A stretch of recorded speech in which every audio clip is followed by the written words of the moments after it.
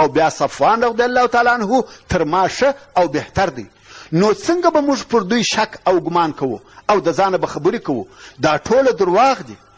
نو ابو ایوب الانصاري رضی الله تعالی عنه خپله ژبه وساتل او خپلې ښځې ته هم ور وښول چې په دغسې حالاتو کې سړی باید څه وکړي.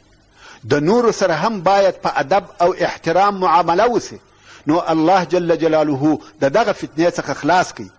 او مستح رضی الله تعالی عنه هغه چې په درو ووهل سو د ابوبکر صدیق رضی الله تعالی عنه د خاله زوی و. څرنګه چې ډېر غریب او مسکین و نو خرڅ او مصرف یې ابوبکر صدیق رضی الله تعالی عنه د خپله ماله څخه ورکاوه. خو کوم وخت چې مستح رضی الله تعالی عنه په دغه موضوع کې بې له ضرورته خبرې وکړې، آیا دا مناسبه وه؟ دا د هغه کومک او نیکۍ بدله وه؟ ابوبکر صدیق رضی الله تعالی عنه د ده ټول مصرف ورکاوه او ده یې د هغه نیکۍ په مقابل کې پر لور افک ووایه. نو ابوبکر صدیق رضی الله تعالی عنه قسم یاد کړي چې تر دې وروسته به مستح رضی الله تعالی عنه ته خرڅ او مصرف نه ورکوم.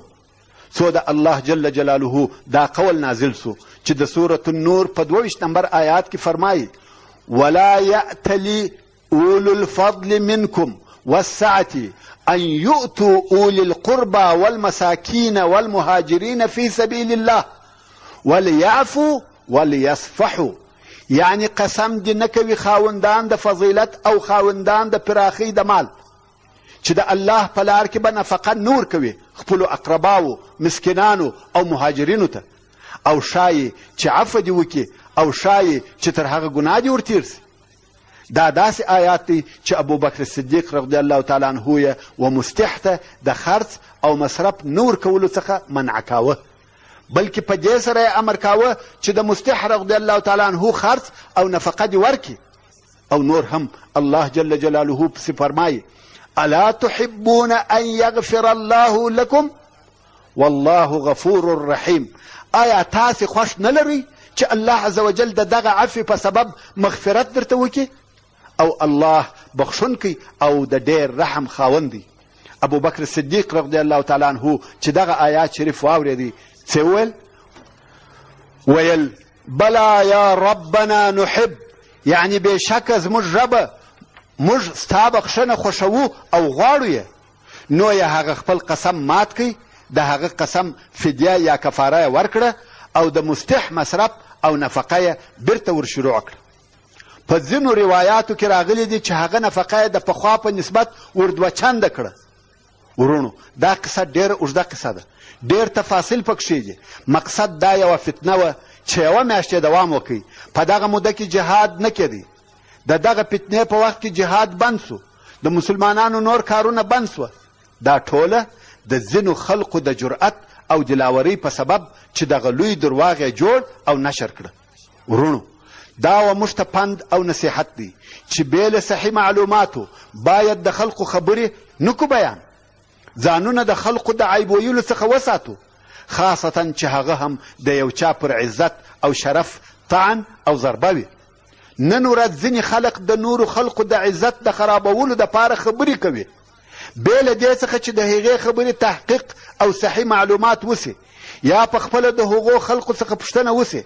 فقط یو خبر واورو او هغه خبر بې له تحقیق او معلوماتو ومنو او بیا یې په نشرولو کې کوشش هم کوو. دا هغه ډېره لو ګناه ده او دې ته افک ویل کیږي، لکه څرنګه چې الله جل جلاله هم افک بللی دی. لکه څرنګه چې مخکې مو درته وویل پس له یوې میاشتې څخه دغه د شک او اضطراب، تشویش او پریشانۍ وریځې د مدینې منورې د فضا څخه ایسته سوې او رئیس المنافقین په داسې رسوایي سره رسوا سو چې پس له دغه سر نسوای پورته کولی.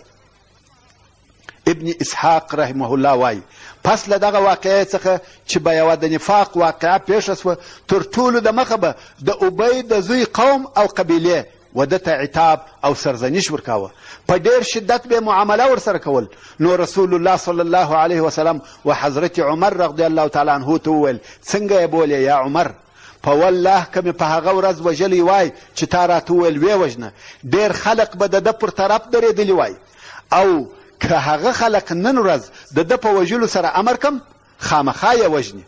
حضرت عمر فاروق رضی الله تعالی عنه وویل په والله زه پوه سوم چې د رسول الله صلی الله علیه وسلم په کارو کې زما تر کارو ډېر عظیم برکت سته. اوس به د هغه سره یو بیان درته وکم چې د بني مستلق د غزا او د حدیبیې د صلح تر مابین لیږل سوي دي.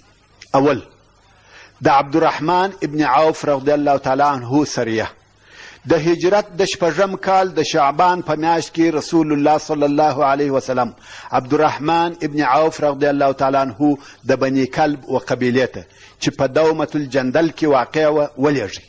رسول الله صلی الله علیه وسلم عبدالرحمن ابن عوف رضی الله تعالی عنه و خپل مخ ته کښېناوه او په خپل مبارک لاس یې لنګوټه یا عمامه ور وتړل او په جنګ کې یې په ښه معامله وسط ورته وکړي او ورته ویې فرمایل که دغه خلقو ستا اطاعت وکړي نو د دوی د پاچا لور په نکاح که.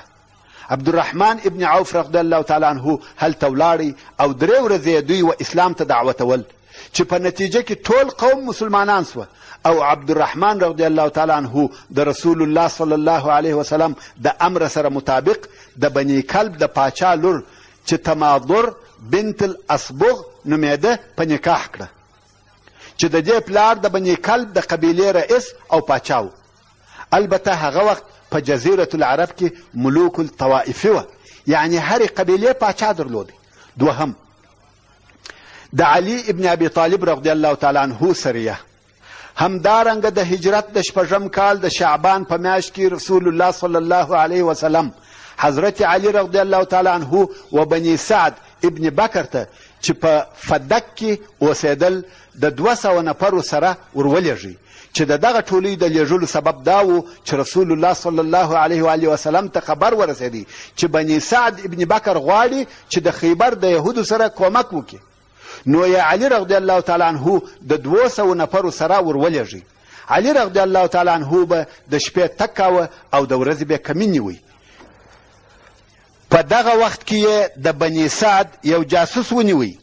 هغه هم اقرار وکړي چې هو بني سعد د خیبر و یهودو ته ولېږلم چې موږ بني سعد د مسلمانانو پر ضد ستاسې کومک کوو په دې شرط چې د خیبر خرماوي یا کجور به موږ ته راکوئ. او دغه جاسوس د بني سعد د حیواناتو د یو ځای کېدو ځای ور وښوی. نو علي رضی الله تعالی عنه پر بني سعد حمله وکړه چې په هغه حمله کې یې 500 اوښان او 2000 پسونه په غنیمت ځینې بوتله او بنو سعد په خپله وتښتېده او د بني سعد رئیس وبر ابن علیم و.